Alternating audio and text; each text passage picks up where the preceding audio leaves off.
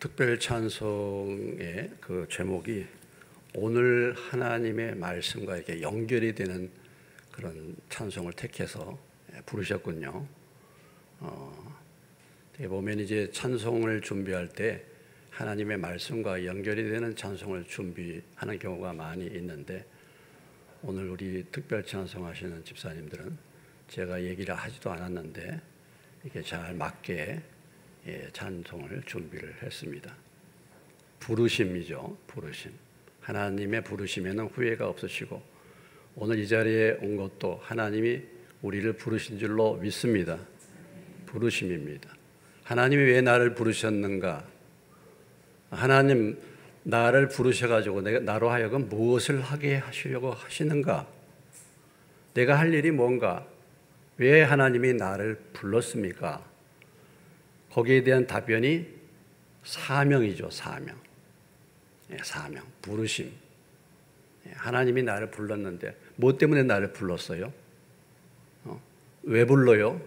돌아서서 가는 일을 왜 부릅니까? 왜 부르셨어요, 하나님이? 오늘 사도 바울이 지금 현재 에베소 교회의 장로들을 지금 불러서 지금 오순절 안에 빨리 예루살렘으로 가야 되는데 지금 이제 바쁜 여정입니다. 바쁜 여정인데 에베소를 좀 들리고 싶은데 에베소를 들리려면 2, 3일 걸린단 말이죠. 그러니까 밀레도라는 지역에서 사람을 보내가지고 에베소 장로들을 불렀습니다. 에베소 교회 지도자들을 불렀단 말이죠.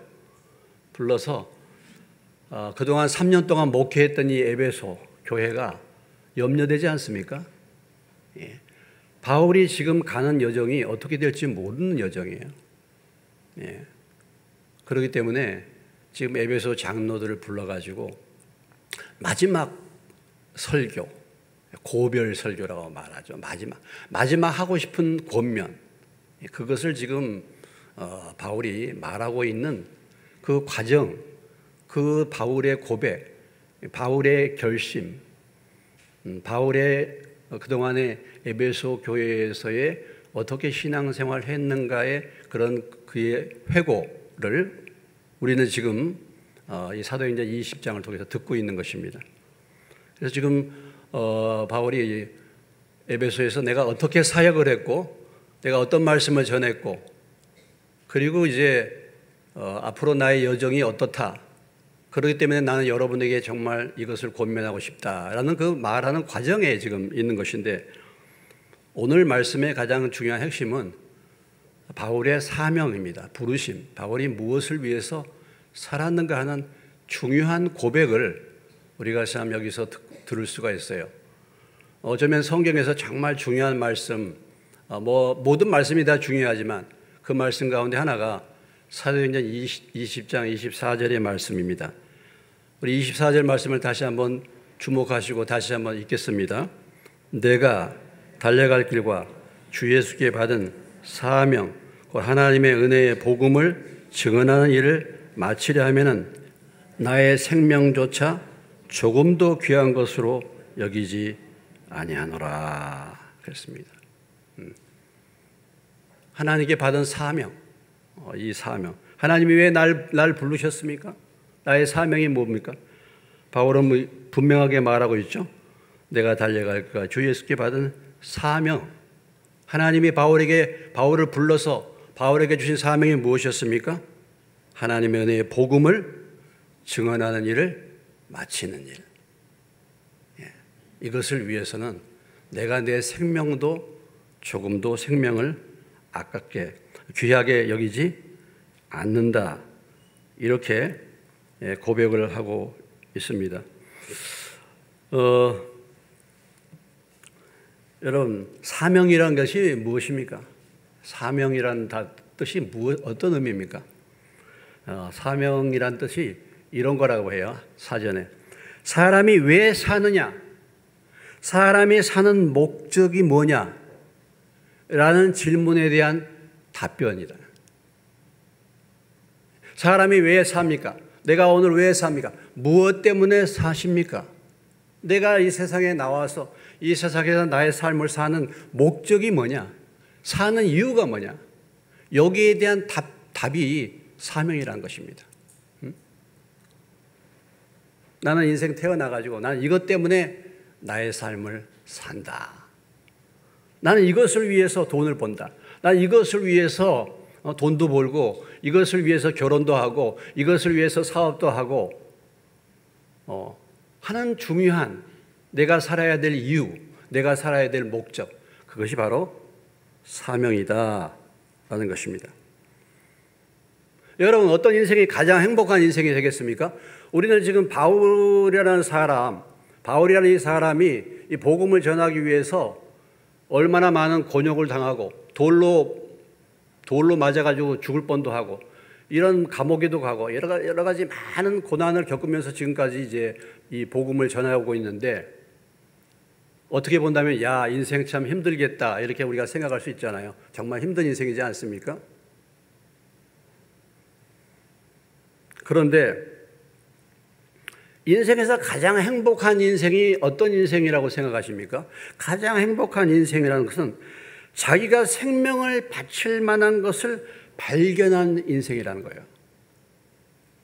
이 세상에 살면서 자기의 생명을 바칠 만한 그런 중요한 것을 위해서 자기의 생명을 드린 사람, 그렇게 산 사람, 그 사람이 가장 행복한 사람이다.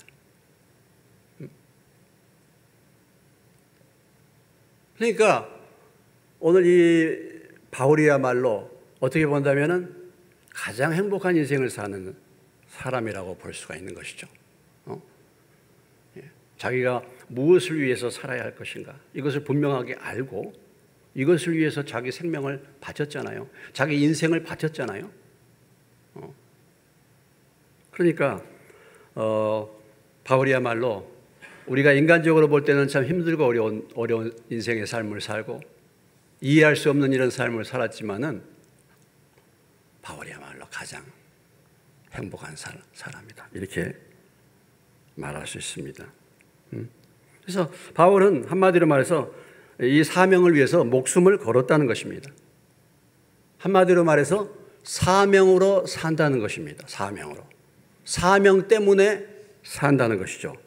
그러니까 바울은 사명자의 삶을 살았다라는 것이죠. 무슨 얘기입니까? 내가 살아야 할 이유, 하나님이 왜 나를 부르셨는가, 그 이유와 목적을 분명히 알고, 그 사명이 무엇인지를 분명히 알고 그렇게 삶을 살았다라는 것입니다. 로마서 1장 1절에 가보시면, 여러분들 로마서 1장 1절을 보시면은 바울이 편지를 보낼 때마다, 서신서를 보낼 때마다 바울이 그런 고백을 늘 드리지 않습니까? 예수 그리스도의 종 바울은 사도로 부르심을 받아 하나님의 복음을 위하여 뭐 했다고요? 택정함을 입었다. 하나님의 복음을 위해서 부름받았다는 것입니다. 예수 그리스도의 종 바울은 사도로 부르심을 받아. 바울은 자기의 신분이 예수님의 종이다, 신분에 대한 확신. 나는 사람의 종 아니야, 나는 돈의 종 아니야, 나는 세상의 종도 아니고, 나는 그 누구의 종도 아닙니다. 나는 단지 예수님께 사로잡힌 예수의 종입니다. 하나님이 나를 왜 부르셨는가? 사도는 뭡니까? 복음을 전해서 교회를 세우는 사람입니다. 자기의 은사죠. 그런데 결국은 무엇 때문에 그 일을 하는 것입니까? 하나님의 복음을 위해서. 바울은 이것을 분명하게 알았다, 이거. 하나님이 부르신 사명, 부르심이 뭔지 이것을 분명히 알았기 때문에 분명한 삶을 살게 된 것이다 라는 것입니다. 오늘 우리가 이 말씀을 통해서 저도 그렇고 여러분도 그렇고 하나님이 저와 여러분을 분명히 부르셨는데, 부르셨기 때문에 오늘 우리가 이 자리에 있는 줄로 믿습니다. 부르셨는데 왜 부르셨는지, 나를 무엇 때문에 나를 부르셨는지, 그 부르심의 사명을 깨달으시기를, 분명하게 깨달으시기를 주님의 이름으로 축원합니다. 여러분, 예수를 믿는다는 것은 곧 부르심 받은 거예요. 예수를 믿는다는 것은 사명을 받은 것입니다. 여러분, 지금까지 교회에 나오셔서 주님을 믿으셨습니까? 주님을 만나셨습니까? 주님을 믿고 만나게 되면은 내 자신을 알게 돼요. 주님을 만나면 내 자신이 누군가를 알게 됩니다. 그렇기 전에는 몰라요. 그렇기 전에는 몰라. 그러나 하나님을 만나게 되면 만난 사람의 특징은 자신의 주제를 파악하게 됩니다. 자신이 하나님 앞에 별 볼 일 없는 죄인이란 것을 발견하게 돼요. 예수님을 만나게 되면 그렇습니다. 내가 누구인가를 발견. 그리고 주님을 만나게 되면은 내가 왜 인생을 사는가, 인생을 사는 존재와 살아가는 목적을 알게 돼요. 그렇지 않습니까, 여러분? 어떻습니까, 여러분? 그렇지 않나요?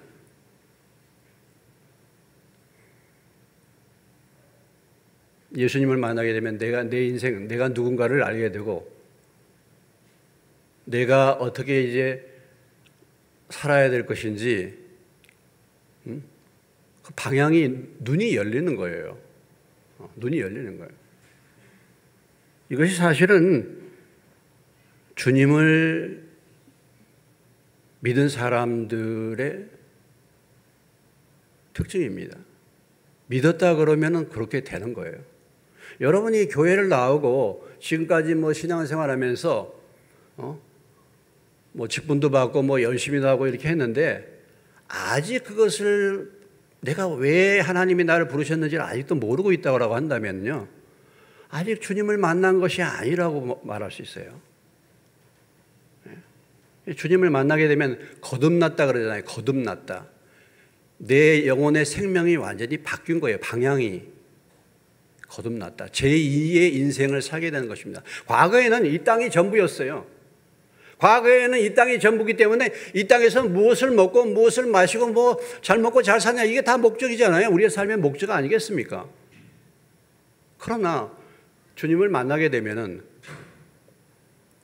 방향이 바뀌게 되죠. 이제는 하나님 나라가 있다는 것을 아는 생명으로 변화를 받게 되는 것이죠. 그래서 사도행전 1장 8절에 늘 우리가 나누는 말씀이잖아요. 사도행전 1장 8절, 오직 성령이 너에게 임하시면 너희가 권능을 받고 예루살렘과 온 유대와 사마리아 땅끝까지 이르러 내 증인이 되리라. 성령 받은 사람, 예수 믿은 사람들은 하나님의 증인으로 우리를 불렀다, 이런 얘기하잖아요. 성령이 임하면 권능 받아서 예루살렘, 온 유대, 사마리아 땅끝까지 이르러 내 증인이 되리라. 우리가 성령 받았어. 그럼 하나님은 우리로 하여금 증인되기를 원하는 거 아니겠습니까? 성령이 왜 오셨습니까? 우리를 증인되도록 우리를 부르신 거죠. 그래서 예루살렘, 다시 말하면 내 가정서부터 그 주변의 유대, 더 나아가서 이방 땅까지 내 증인이 되라, 이렇게 하나님이 부르신 거 아니겠습니까? 마태복음 28장 19절에 20절, 예수님의 마지막 고별 설교죠. 이 설교는 그러므로 너희는 가서 모든 민족을 제자로 삼아 아버지, 아들과 성령의 이름으로 침례를 베풀고 내가 너희에게 가르쳐 분부한 모든 것을 가르쳐 지키게 하라. 하나님이 우리에게 부르셔서 우리에게 주신 사명, 그것이 무엇입니까? 가서 제자 삼아라. 말씀을 전하고 예수 믿게 만들고 그들을 하나님의 일꾼으로 세우는 것, 이것이 하나님이 우리를 부르신 사명이다 그랬죠. 마가복음 10장 45절에 예수님처럼, 예수님도 이 세상에 오셔서 예수님이 분명한 삶을 사셨는데 예수님이 그렇게 분명한 삶을 산 이유가 무엇이겠습니까? 예수님도 이렇게 말하잖아요. 인자가 온 곳은 섬김을 받으려 함이라 도리어 섬기려 하고 자기 목숨을 많은 사람의 대속물로 주려 함이니라. 내가 왜 이 세상에 왔는가 하면은 죽기 위해서 왔다 이거예요. 내가 왜 이 세상에 왔냐? 내가 너희들의 죄를 위해서 대속물로 내가 주기 위해서 이 세상에 왔다. 예수님도 이 세상에 오신 목적과 사명을 분명하게 알았기 때문에 결국은 십자가를 지신 거 아니겠습니까?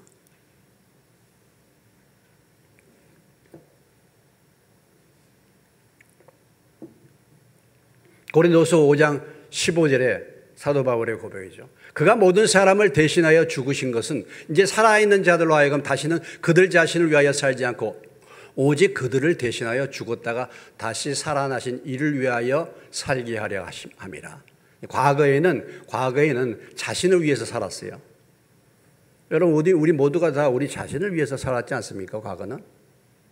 그러나 이제는 뭐예요? 이제는 예수 믿은 다음에는, 새로운 피조물이 된 다음에는 오직 그들을 대신하여 죽었다가 다시 살아나시니 누구를 위해서? 예수를 위해서 이제는 살게 한다. 이게 하나님이 저와 여러분을 부르신 사명 아니겠습니까?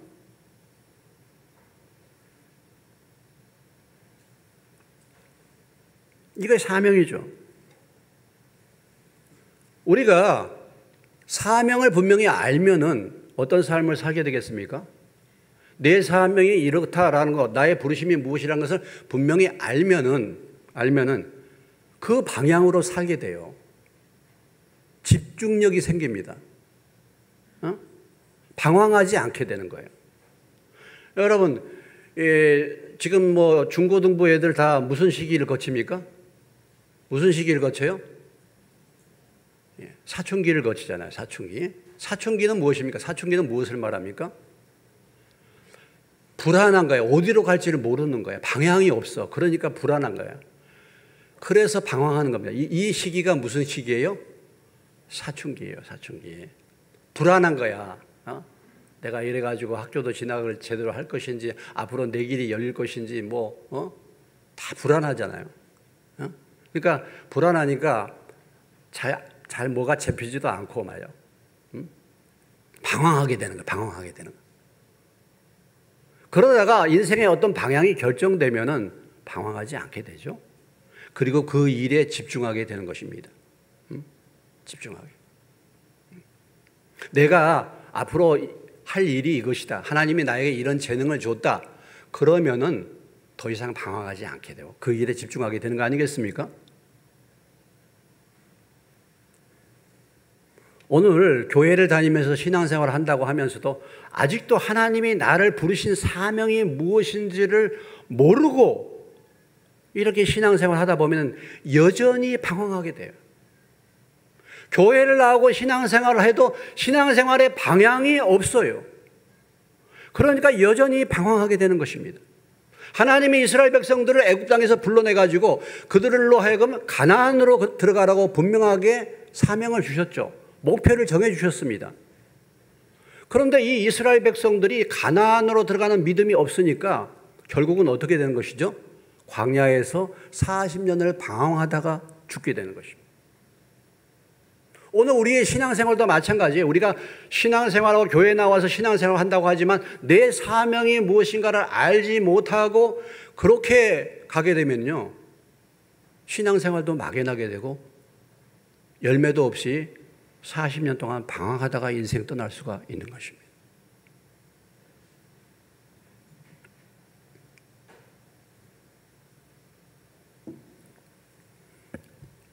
여러분, 사도 바울만 사명자로 부르신 것이 아니라 하나님이 저와 여러분도 사명자로 부르신 줄로 믿으시기 바랍니다. 따라서 합시다. 나도 하나님이 사명자로 부르셨다. 목사를 향한 제일 큰 욕이 뭐라고 했죠? 사명 없이 목사나 되라. 사명 없이 목사나 되라. 직업으로 목사해라. 이게 목사를 향한 가장 모욕적인 얘기라고 해요. 직업으로. 근데 이 사명이라는 것이요, 모든 것이 사실은 다 사명과 연결이 되어 있습니다, 여러분. 모든 것이 다 연결이 돼요. 사실은 내가 잘하는 어떤 직장의 기술도, 직장도 그것이 사명될 수 있는 것입니다, 사실은. 여러분, 여러분 예를 든다면은 뭐 소방관이다. 그러면 소방관인데 이제 직장 갖기 위해서 소방관 시험을 이제 봐서 이제 합격이 됐어요. 근데 사실은요, 그것도 사명 아니겠습니까? 얼마나 귀한 사명입니까? 사람들의 생명을, 육체적인 생명을 구원하는 거잖아요. 의사도 사명이잖아요, 의사도. 근데 의사가 돈 버는 일이만 바쁘다 한다면 큰 문제가 되지 않겠습니까? 사실은 우리 모든 이 직장은 다 사명과 연관이 되어 있는 것입니다. 그래서 뭐 일반적으로 직장을 갖다가 영어로 job이라고 하는데 다른 말로 vocation이라고 하는데 이건 뭐냐면 사명을 말하는 거예요. 사명. 다 사명과 연관이 있는 건데 이제는 이게 사명은 떠나고 그냥 하나의 직장이 되고 마는 것이 문제인 거 아니겠습니까?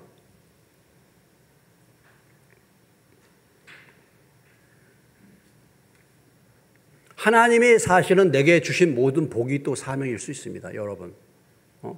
여러분, 내가 다른 사람보다 돈이 많습니까? 하나님이 나에게 물질을 많이 주셨습니까? 이 내게 주신 복이잖아요. 근데 이것이 그것으로 내 잘 먹고 잘 사는 것으로 끝나는 것이 아니라 이 물질을 가지고 하나님을 위해서, 복음을 위해서 아름답게 사용하면 그것이 사명이 되는 거예요. 자, 어떤 사람에게는 지적인 능력을 주셨습니다. 다른 사람보다 지성이 뛰어나요. 다른 사람보다 더 많이 배웠어. 그러면은 그 배운 지식과 지성을 가지고 무엇입니까? 어리석은 사람들, 하나님을 잘 모르는 사람에게 하나님의 말씀을 통해서 그들을 가르치는 그런 사명이 주어진 거 아니겠습니까? 다른 사람보다 많이 배웠으니까.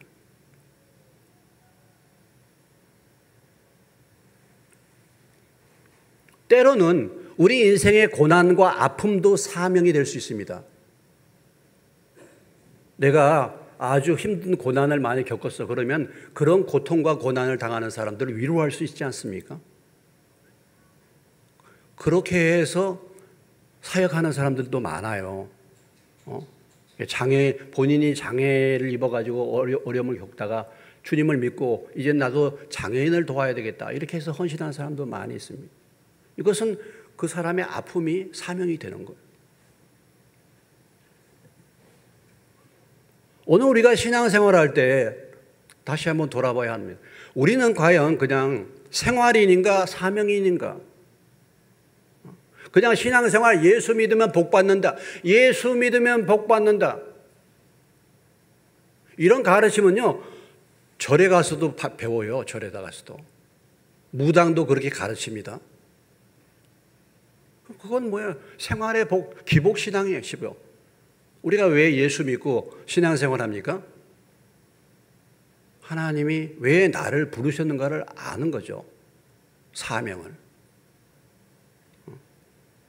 그래서 비록 내가 바울과 같이, 오늘 이 사도 바울과 같이 어떤 사도로 또는 어쩌면 저와 같이 목사로 어떤 선교사로 이렇게 부르심을 받지 않았다 한다 할지라도 여러분들도 동일하게 사실은 복음을 위하여 부르심을 받았다라는 거예요. 사도로 여러분들의 은사가 사도가 아니고 여러분들의 은사가 말씀을 가르치는 자가 아니라 한다 할지라도 우리는 다 부르심을 받은 자인 것입니다. 여러분, 교회는 무엇입니까? 교회는 부름받은 자입니다. 따라서 합시다. 교회는 부름받은 자다. 그러니까 교회는 에클레시아라고 하죠. 늘 교회를 헬라 말로 에클레시아라고 하는데 에클레시아라는 말의 뜻은 불러낸 무리들이다. 세상을 살아서 세상에 갔어. 세상이 전부인 것으로 사는 사람들을 하나님이 야, 그게 아니야. 인생 그것으로 사는 게 아니야. 너 일로 와. 너는 하나님 나라를 위해서 살아야 될 하나님의 백성이야. 하고 우리를 불러내가지고 불러 모아놓은 사람들, 공동체가 바로 교회인 것입니다. 그러니까 교회는 부름받은 자들이에요. 무엇을 위해서 부름받았습니까? 복음을 위해서, 복음을 전하는 공동체가 되도록. 그래서 믿지 않는 이 세상 사람들을 살리는 영혼의 공동체가 되도록 부른 것입니다. 우리가 비록 각각 다른 영역에서 일할 수 있습니다. 어떤 분들은 주부로, 그냥 가정에서 살림하는 사람으로 하고, 어떤 사람은 뭐 직장인으로, 또는 지금 나는 학생으로, 또는 나는 사업가로, 나는 정치인으로, 나는 경제인으로, 뭐 문화, 사회, 이 모든 부분에서 우리가 각자 부르신 영역과 지역과 이런 것은 다른다 할지라도, 그러나 하나님이 우리를 만나주시고 우리를 불렀다고 한다면 하나님은 각각의 처소에서 우리로 하여금 뭐예요? 복음 전하는 자로 불렀다라는 것입니다. 이것을 깨닫는 거예요. 이것을 깨닫는 것입니다. 그렇기 때문에 지금 내가 현재 머무르고 있는 처소가 사명지가 되는 거예요. 지금 내가 현재 내가 가정주부면 가정이 사명지가 되는 거 아니겠습니까? 가정에 우리 믿지 않는 사람들이 있다고 한다면 그들을 어떻게 전도할까? 그 사명을 늘 품고서 그것을 위해서 기도해야 하는 거 아니겠습니까? 곧 하나님이 나를 부르셨다라는 그 부르심이 곧 사명이라는 사실을 잊지 마시기를 주님의 이름으로 축원합니다. 사실은 보면요, 이렇게 목적론적인 인식이라는 그런 말이 있는데요. 우리가 이 세상의 모든 피조물이나 사물을 보면 다 반드시 목적이 있습니다.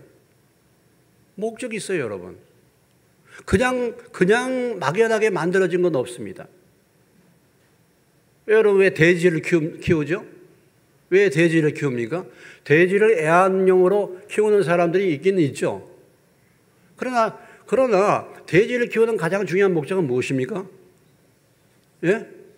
삼겹살 먹으려고. 아니, 돼지를 뭐 고이 모셔두려고 돼지를 키웁니까? 모든 것이 사실은 목적이 있는 거 아니겠습니까? 가만히 보세요, 주변에. 우리가 필요한 것들 여러 가지 이런 기구들도 뭔가가 만드는 목적이 있는 것이고, 사실은 가만히 보면요, 무엇인가 유익을 위해서 만들어진 것입니다. 그런데 그러면 사람은 왜 만들어졌어요? 저와 여러분은 이 세상에 왜 만들어졌습니까?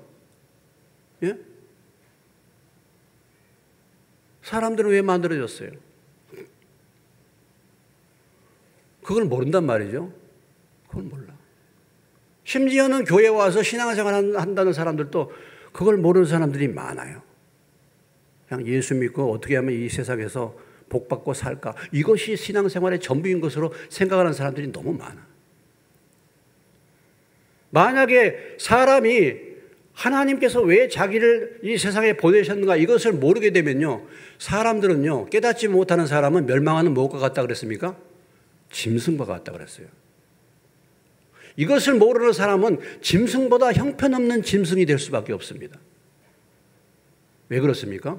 짐승은 자기 먹을 것 외에 더 많은 것을 욕심내지 않아요. 근데 사람은 이것을 모르면요, 삼켜도 만족할 수 없는 그런 탐욕이 사람 마음 가운데 있기 때문에 사람은 멸망하는 짐승보다 훨씬 더 흉악한 짐승입니다. 이 세상에 어쩌면요, 이런 하나님이 우리를 보내시고 창조하신 목적을 알지 못하는 사람들이 이 세상을 장악하고 있기 때문에 이 세상이 이렇게 힘들고 어렵지 않습니까, 여러분?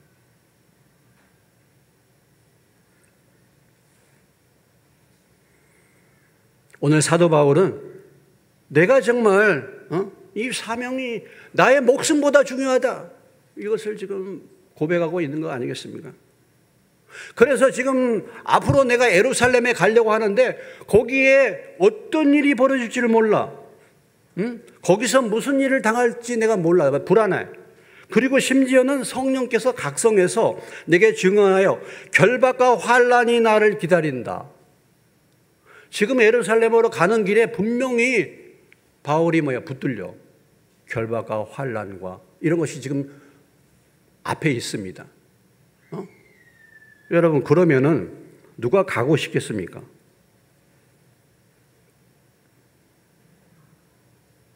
그러니까 피하고 싶지 않겠어요?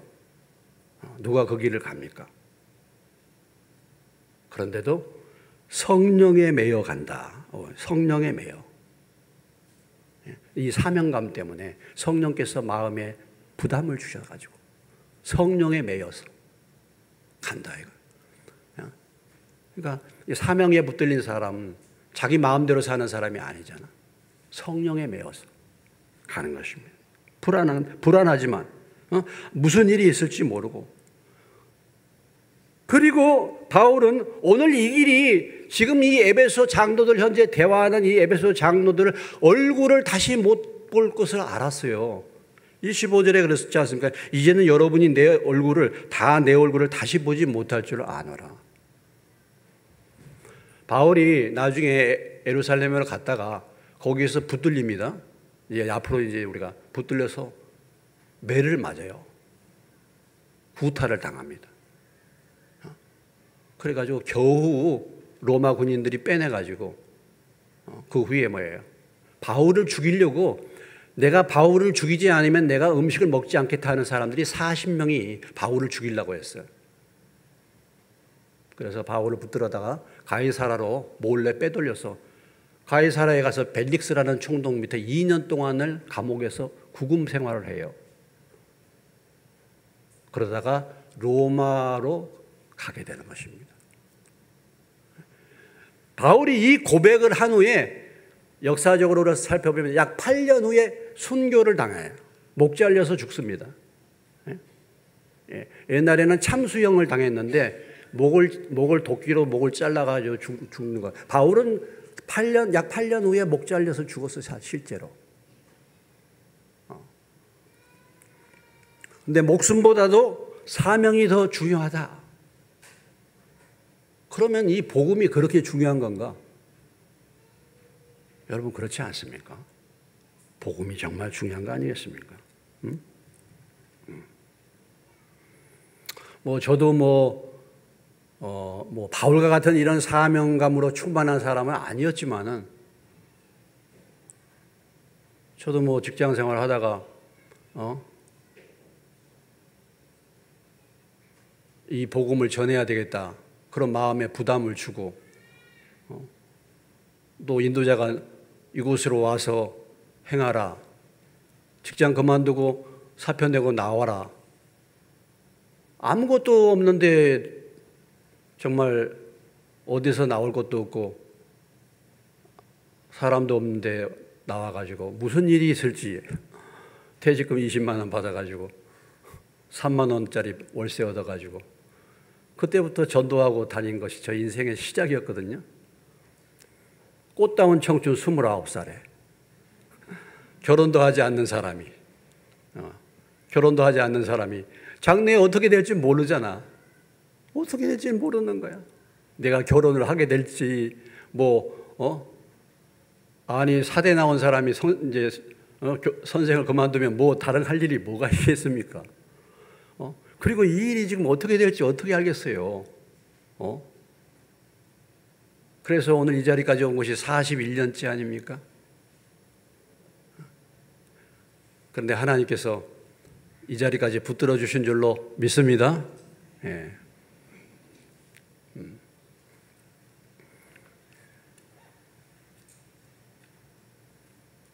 세상에 보면은 엉뚱한 것에 목숨 건 사람들도 많이 있습니다. 참 그래요. 엉뚱한 것에 목숨 건 사람들 많아요. 이렇게 되면은 정말 이렇게 되면 유토피아가 오겠다. 그렇게 해가지고 거기에 목숨 걸어요. 그런 사람도 있잖아요. 근데 과연 그게 진리인가? 그렇게 거기에 대해서 목숨을 걸어서 그렇게 하는 사람들이 있죠. 예를 든다면 애국자들, 나라를 위해서 목숨 건 사람들이잖아요. 나라를 위해서 목숨을 걸어. 대단하신 분들이죠. 존경받을 분들입니다. 나라를 위해서. 그런데 엉뚱한 그것이 진짜 나라를 새롭게 하고 사람들을 새롭게 할 것이 아닌데 거기에 목숨 건 사람들도 있어요. 이념에 목숨 건 사람도 많죠. 어떤 철학에 목숨 걸고. 어떻게 본다면 그런 믿음은 대단하다고 볼 수 있어요. 공산주의에다가 목숨 걸잖아. 공산주의에다 목숨 걸어가지고 여기에서 붙들려도 자유주의 우리 이쪽으로 절대로 나 안 온단 말이죠. 나는 공산주의를 붙든다. 그래가지고 43년 10개월을 감옥 생활하신 분이 있습니다. 미전향 장기수 가운데 우리나라에 이렇게 북한에서 이렇게 왔다가 43년 10개월을 감옥에 있으면서 전향을 안 하는 거야. 야, 대단하죠. 네? 여러분, 우리가 예수 믿는데 예수 믿고 감옥에서 10년만 있어봐.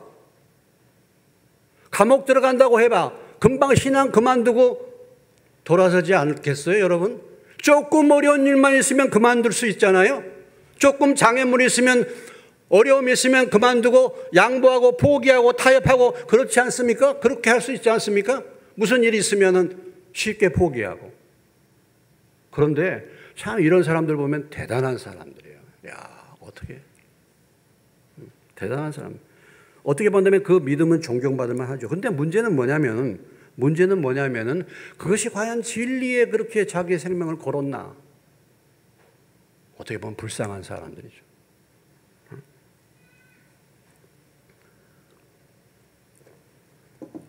제가 지난번에 몽골에 갔잖아요. 몽골도 공산주의입니다. 거기도 지금도 그 흔적이 있어요. 제가 그 힌티 아이막이라는 그 마을을 이렇게 돌아봤더니 그 공산주의 그 지역이 다 흔적이 그래요. 한 4, 5층 되는 공동주택이 있습니다. 다 낡아 빠진 공동주택이에요. 마을은 다 죽어 있어요. 사람들이 활력이 없어. 그래요. 여러분, 우리가 다 같이 잘 산다. 얼마나 좋은 이념입니까? 그래서 공산주의를 이론으로 배우면요, 공산주의자가 돼요. 근데 공산주의를 몸으로 배우면 반공주의자가 됩니다. 무슨 말씀인지 아시죠? 이해는? 이론으로 배우면, 이론은 너무 좋잖아요. 모든 사람을 평등하게.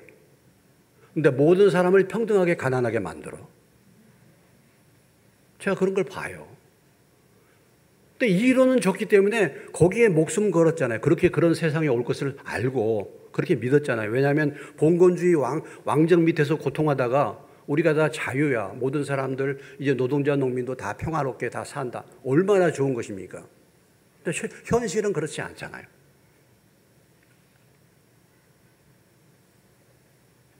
참 저는 하나님 은혜에 얼마나 감사한지 몰라요.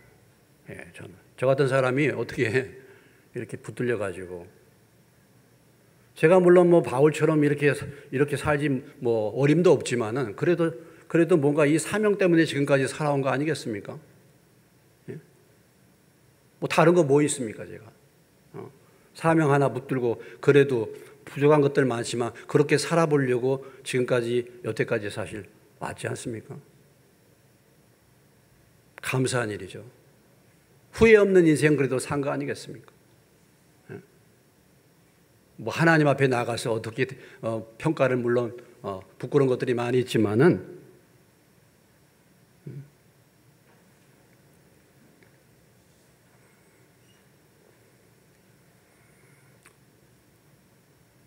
이렇게 분명하게 하나님이 나를 부르신 사명이 뭐다. 여러분, 복음은 무엇입니까? 복음은 다른 것이 아니잖아요. 복음은 제도를 바꾸는 것이 아니라 늘 얘기하지만 사람을 바꾸는 것입니다. 할렐루야. 복음은 사람을 바꾸는 거예요. 사람을 바꾸는 거예요. 여러분, 아무리 좋은 제도를 바꿔도요, 사람이 바꾸지 않으면 소용없어요. 디모데후서 3장 16절로 17절의 말씀, 모든 성경은 하나님의 감동으로 된 것으로 교훈과 책망과 바르게 함과 의로 교육하기에 유익하니 이는 하나님의 사람으로 온전케 하며 모든 선한 일을 온전하게 하려 함이라. 하나님의 말씀, 복음의 목적이 뭡니까? 사람을 하나님의 사람으로 먼저 바꾸는 거예요. 그런 다음에 일을 온전케 하는 것입니다. 이 일을 온전케 하는 게 아니에요. 제도를 온전케 하는 게 아니에요. 왜냐하면 제도는 아무리 바꿔봐야 그 어떤 변화되지 않는 사람이 그 자리에 있으면은 역시 마찬가지입니다, 여러분. 역시 마찬가지예요. 내가 복음을 부끄러워하지 않는 이 복음은 모든 믿는 자에게 구원을 주시는 하나님의 능력이 됨이라. 할렐루야. 복음만이 사람을 변화시킬 수 있는 거 아니겠습니까, 여러분? 바울이 이것을 체험했으니까. 바울이 사실 어떤 사람이에요, 여러분? 바울이 그렇게 예수 믿던 사람들을 핍박했던 사람이 바울인데, 그가 예수를 만나고 보니까 그의 인생이 뒤집어진 게 아니겠습니까? 그것이 아니었다는 것을 바울이 철저하게 깨달았지 않습니까? 그래서 이제 이 길을 가는 거 아니겠습니까? 이 길. 저와 여러분도 바울과 같이 위대한 사도는 아닐지라도 저와 여러분도 하나님이 왜 나를 오늘 부르셨습니까? 오늘 왜 내가 이 자리에 있습니까? 예수님이 왜 나를 위해서 십자가에 죽으셨습니까? 나로 하여금 하나님의 은혜의 복음을 증언하도록 저와 여러분을 부르신 줄로 믿으시기 바랍니다. 이 사명감으로 충만하시기를 주님의 이름으로 축원합니다. 이 사명감을 발견하시기를 주의 이름으로 축원합니다. 우리가 비록 지금 나는 그냥 주부야. 아무것도 안 해. 그래도 뭐예요? 그래도 사명으로 이 사명을 우리가 알아야죠. 하나님이 왜 나를 지금까지 이 땅에 살게 하셨습니까? 무수한 사건 사고가 많이 있는데 오늘까지 나를 왜 하나님이 붙들어 주셨습니까? 나로 하여금 왜 살게 하셨습니까? 아직도 나로 인해서 주변에 복음을 받을 사람들이 있기 때문에 아직까지도 그 사명을 감당하라고 하나님이 기회를 주신 줄로 믿으시기 바랍니다. 그러니까 이 사명을 알고 이 사명이 있는 사람은 하나님의 때에 하나님이 부르실 때까지 하나님이 붙들어 주시는 거예요. 지금 우리 주변에 큰 위협이나 환란이 없습니다. 그렇죠. 이런 환란이 없잖아요. 그러나 작은 손해볼 것, 불이익당할 것, 어려움이 있죠. 분명히 있습니다. 우리가 믿음의 삶을 똑바로 살려고 한다면요, 어려움이 있어요. 가정이나 학교나 직장이나 이런 부분에서 당하는 약간의 그런 불이익, 이런 것 때문에 중단하거나 포기하거나 뒷걸음치거나 타협하지 마시기를 주님의 이름으로 축원합니다. 믿음을 지키고 말씀을 순종하는 일. 우리에게 있는 어려움, 우리에게 오늘 찾아오는 어려움, 이런 것도 우리가 사명을 생각하면서 감수할 수 있는 저와 여러분 되시기를 주님의 이름으로 축원합니다. 오늘 바울이 24절 이렇게 말하고 있지 않습니까? 그의 결심입니다. 그의 각오를 표현하는 것이죠. 내가 달려갈 길과 주 예수께 받은 사명, 곧 하나님의 은혜의 복음을 증언하는 일을 마치려 하면은 나의 생명조차 조금도 귀한 것으로 여기지 아니하노라.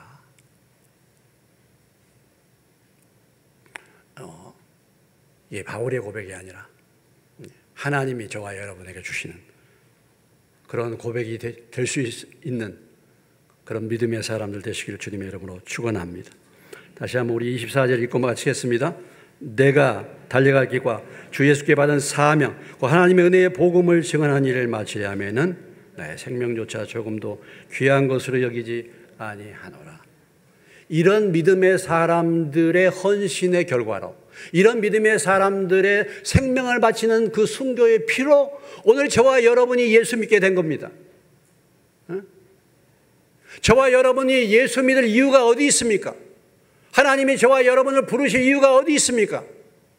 죄만 짓고 하나님만 대적했던 인생들인데 저와 여러분이 하나님의 구원받고 하나님이 저와 여러분을 부르신 이유가 어디에 있습니까?